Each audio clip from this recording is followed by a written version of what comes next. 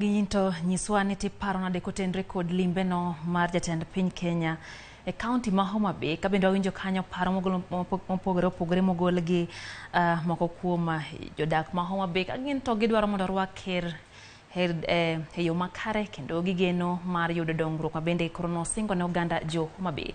Kwa dhi mbele gi wechego mag sesa nyakura mga jwang jatend migao mar ohala mogwel Moses Kuria oramo funjo duond buche mar chama cha kazi ka bende odonje burano mar UDA ma bende otelne kanyo gi jatend piny Kenya William Ruto.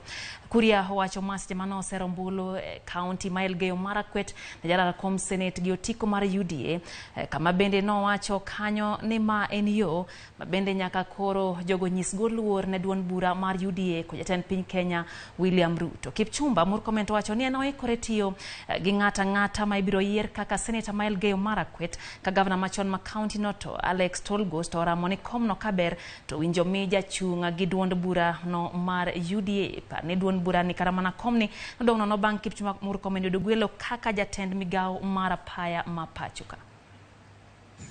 Najua ile kiti viatu ambao Murkomen ameacha ni kubwa.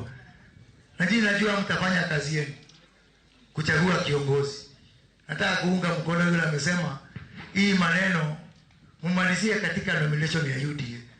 Unajua mimi nilikuwa mpaka jana nilikuwa kiongozi wa chama inaitwa chama cha kazi. Nikavuja hiyo chama, tukaandikia registrar, tukaingia ndani ya UDA. Sasa kama mimi mtu mkubwa, waziri mzima anavuja chama ingia UDA, wewe ni nani? Tunaelewana? Mimi nataka tuungane mkono tukimaliza nomination ya UDA. Hiyo maneno hizi hapa.